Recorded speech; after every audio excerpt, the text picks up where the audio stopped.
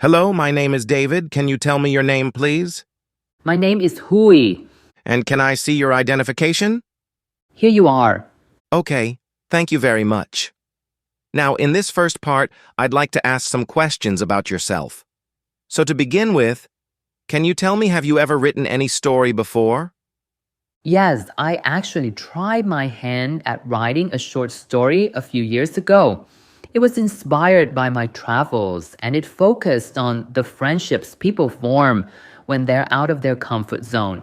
I found it really fulfilling to weave together characters and a plot, although it was definitely more challenging than I initially expected.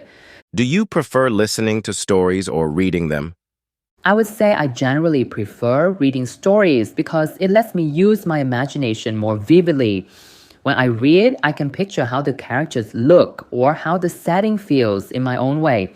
Having said that, I do also enjoy audiobooks or podcasts sometimes, especially when I'm traveling, because it's convenient and can be quite immersive as well.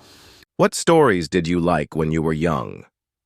When I was a child, I was absolutely enthralled by fairy tales, particularly the ones by Hans Christian Andersen.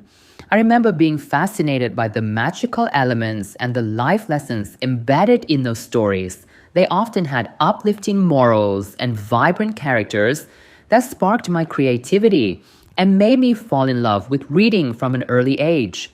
Do you like to wear hats? Certainly. In fact, I find wearing hats both stylish and practical. They can make a simple outfit look more put together, and they also serve a functional purpose, like keeping the sun off my face in the summer or helping me stay warm on chilly days. What kinds of hats do you have? I own a small but varied collection. I've got a handful of baseball caps in neutral colors for everyday wear, a wide-brimmed straw hat for beach vacations, and a couple of knitted beanies, which come in handy during the colder months. It's nice to have different options to suit the weather as well as my outfit. Where do you like to buy hats? Well, I usually prefer to shop for hats online because there's a broader range of styles and prices. It's very convenient to compare different designs in one place. However, if I'm looking for something truly unique, perhaps a one-of-a-kind or handcrafted design, I'll go to specialty boutiques or local craft markets. Shopping in person also lets me try them on to make sure they fit perfectly. Is wearing hats popular in your country? It depends a bit on the season and the region. In many urban areas, baseball caps are all the rage, particularly among younger crowds. During the winter, you'll see plenty of people wearing beanies or woolen hats to keep warm. Meanwhile, in the summer, straw hats or sun hats become a common sight at the beach or in tourist spots. So, while not everyone wears a hat daily, it's definitely a familiar part of our fashion culture. What gift have you received recently? I recently got a personalized mug from one of my close friends. It has a beautiful design and a small heartfelt message on it. I love using it every morning because it reminds me of that thoughtful gesture and the connection we share. Do you think you are good at choosing gifts? I'd like to think so. Before I buy anything, I usually take some time to think about the recipient's interests and personality. I try to find something that's not only practical, but also shows how well I know them. It's always a nice feeling when I see they genuinely appreciate and use what I've chosen. What do you consider when choosing a gift? First and foremost, I consider the occasion and whether the item would be suitable for that context. Next, I focus on the person's tastes, hobbies, or even their favorite colors. Lastly, I keep my budget in mind, but also look for something that feels special or unique. Have you ever received a great gift? Yes, absolutely. A few years ago, my parents surprised me with a ticket to a local concert of my favorite band. It caught me completely off guard, and I had the best time singing along to every song. I still keep the ticket stub as a small memento of that wonderful experience. Do you do some cooking or help your family cook at home now? Yes, I do.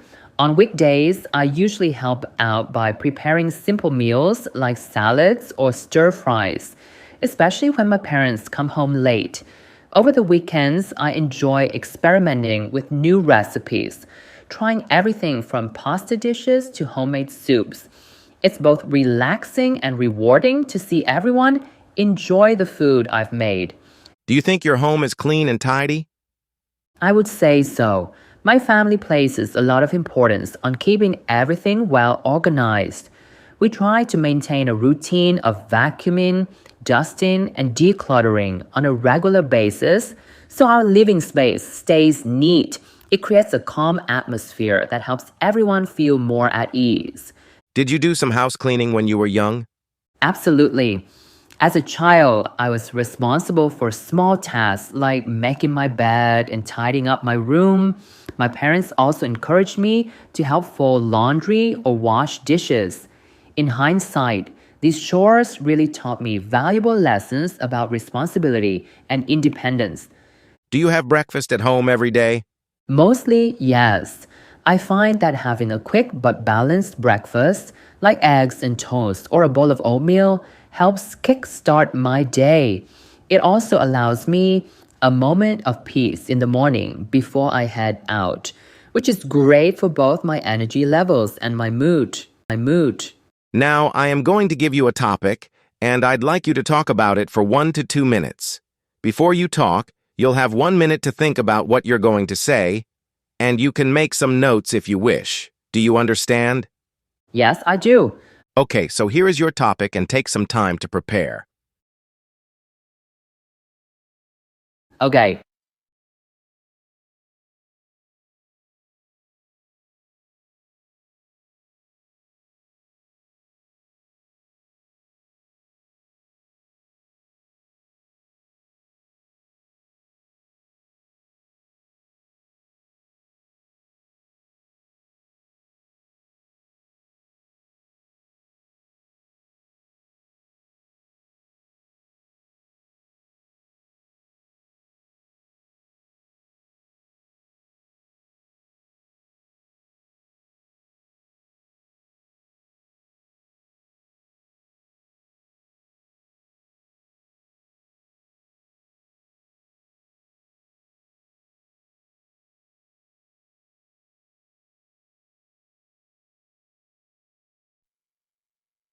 I'm ready.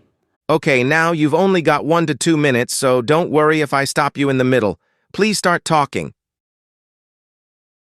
I'd like to talk about my neighbor, Mr. Nguyen Thang, who has been actively involved in various environmental initiatives in our community. He is a retired teacher, and though he no longer needs to work, he dedicates a great deal of his free time to environmental causes. He's usually busy with these activities in the mornings and on weekends. For instance, almost every Saturday, he organizes a local cleanup drive near the river. And on weekday mornings, you can find him tending the small community garden he helped establish. He also spends time at local schools, giving talks about reducing waste and promoting eco-friendly habits. One of his most significant contributions is the tree planting project he introduced 2 years ago. He rallied volunteers and secured permits from local authorities, ensuring the saplings were planted in suitable places. Thanks to his efforts, the neighborhood now has a greener look, and it's wonderful to see the community come together for something so positive. Additionally, he's worked on composting initiatives, teaching people how to turn kitchen scraps into natural fertilizer instead of throwing them away. I believe Mr. Thang does all this because he genuinely cares about future generations and the impact our lifestyle has on the planet. His background in teaching likely plays a part as well. He understands the importance of education and leading by example. By sharing his knowledge and ideas, he inspires others to do their part. His energy and passion are truly contagious, and I think he finds deep personal fulfillment in making a tangible difference in our local environment. Okay, right. Now I'd like to ask some questions related to this topic. Okay, Is it important to teach students environmental protection at school? absolutely.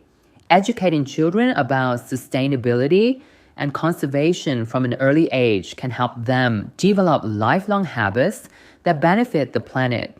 It's not just about learning facts, it's about instilling a sense of responsibility. By introducing concepts like recycling or energy-saving measures in the classroom, schools reinforce the idea that even small individual actions can make a significant difference when everyone contributes. Do you think technology can improve environment-related issues? Yes, without a doubt. Technology plays a vital role in addressing environmental challenges. For instance, renewable energy systems like solar or wind power can drastically reduce our carbon footprint. Advanced data analytics can help cities optimize waste management and water usage, benefiting both urban populations and the natural world. Of course, there's also a downside, generating e-waste, for example. So it's important that we innovate responsibly and ensure all devices are recycled or disposed of properly. What have people done to damage the environment? Unfortunately, humans have engaged in numerous activities that harm the planet. Industrial production and transportation emit greenhouse gases at alarming rates, accelerating climate change. Over-reliance on single-use plastics has led to massive pollution in oceans and landfills. Meanwhile, deforestation not only destroys habitats and reduces biodiversity, but also contributes to further global warming. These issues underscore the need for immediate and collective efforts to protect the environment.